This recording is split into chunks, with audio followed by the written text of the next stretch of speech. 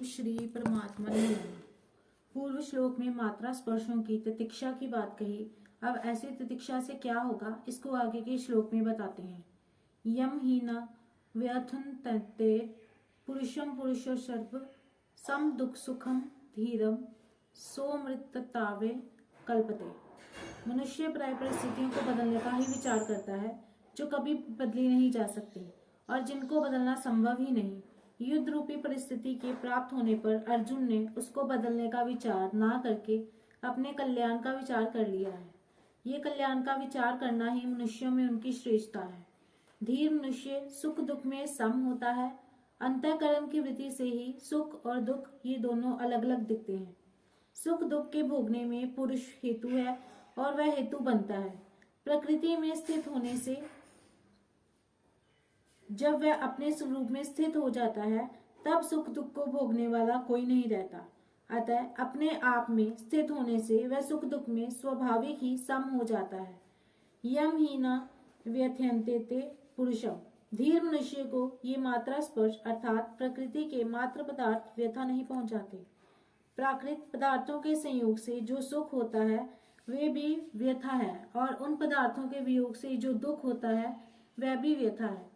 परंतु जिसकी दृष्टि समता की तरफ है उसको ये प्राकृतिक पदार्थ सुखी दुखी नहीं कर सकते।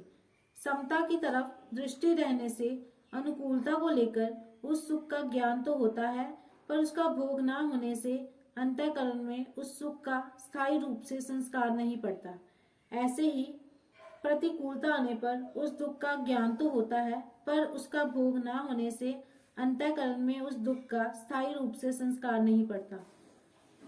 इस प्रकार सुख दुख के संस्कार ना पड़ने से वह व्यथित नहीं होता। तात्पर्य ये हुआ कि अंतःकरण में सुख दुख का ज्ञान होने से वह स्वयं सुखी दुखी नहीं होता। सौमृततावे कल्पते। ऐसा धीर मनुष्य अमरता के योग्य हो जाता है अर्थात उसमें अमरता प्राप्त करने की सामर्थ्य आ जाती है। सामर्थ्य योग्यता आने पर वह अमर ही हो जाता है। उसमें देरी का कोई काम नहीं, कारण कि उसकी अमरता तो स्वतः सिद्ध है। केवल पदार्थों के संयोग वियोग से जो अपने में विकार मानता था यही गलती थी। विशेष बात, ये मनुष्य योनि दुख सुख भोगने के लिए नहीं मिली है परंतु सुख दुख से ऊंचा उठकर महान अनंत परम शांति की प्राप्ति के लिए मिली है। जिस अनंत सुख शांति के प्राप्त होने के बाद और कुछ प्राप्त करना बाकी नहीं रहता। अगर अनुकूल वस्तु व्यक्ति परिस्थिति आदि के होने में अथवा उनकी संभावना में हम सुखी होंगे अर्थात हमारे भीतर अनुकूल वस्तु व्यक्ति आदि को प्राप्त करने की कामना लोलुपता रहेगी तो हम अनुकूलता का सदुपयोग नहीं कर सकेंगे। अनुकूलता का सदुपयोग करने की सामर्थ्य शक्ति हमें प्राप्त नहीं हो सकेगी, कारण कि अनुकूलता का सदुपयोग करने की शक्ति अनुकूलता के भोग में खर्च हो जाएगी, जिससे अनुकूलता का सदुपयोग नहीं होगा किंतु भोग ही होगा। इसी रीति से प्रतिकूल वस्तु व्यक्ति परिस्थिति घटना क्रिया आदि के आने पर अथवा उनकी आशंका से हम दुखी होंगे तो प्रतिकूलता का सदुपयोग नहीं होगा किंतु भोग ही होगा। दुख को सहने के सामर्थ्य हमारे में नहीं रहेगी, अतः हम प्रतिकूलता के भोग में ही फंसे रहेंगे और दुखी होते रहेंगे। अगर अनुकूल वस्तु व्यक्ति परिस्थिति घटना आदि के प्राप्त होने पर सुख सामग्री का अपने सुख आराम सुविधा के लिए उपयोग करेंगे और उससे राजी होंगे तो ये अनुकूलता का भोग हुआ। परंतु निर्वाह बुद्धि से उपयोग करते हुए उस सुख सामग्री को अभावग्रस्तों की सेवा में लगा दें तो ये अनुकूलता का सदुपयोग हुआ। अतः सुख सामग्री को दुखियों को ही समझें, इसमें दुखियों का ही हक है। मान लो कि हम लखपति हैं तो हमें लखपति होने का सुख होता है, अभिमान होता है, परंतु ये सब तब होता है जब हमारे सामने कोई लखपति ना हो। अगर हमारे सामने हमारे देखने सुनने में जो आते हैं वे सबके सब करोड़पति हों तो क्या हमें लखपति होने का सुख मिलेगा? बिल्कुल नहीं मिलेगा। अतः हमें लखपति होने का सुख तो अभावग्रस्तों ने दरिद्रों ने ही दिया है। अगर हम मिली हुई सुख सामग्री से अभावग्रस्तों की सेवा ना करके स्वयं सुख भोगते हैं तो हम कृतघ्न होते हैं। इसी से सब अनर्थ पैदा होते हैं, कारण कि हमारे पास जो सुख सामग्री है वह दुखी आदमियों की ही दी हुई है। अतः उस सुख सामग्री को दुखियों की सेवा में लगा देना हमारा कर्तव्य होता है। अब विचार ये करना है कि प्रतिकूलता का सदुपयोग कैसे किया जाए। दुख का कारण सुख की इच्छा, आशा ही है। प्रतिकूल परिस्थिति दुखदायी तभी होती है जब भीतर सुख की इच्छा रहती है।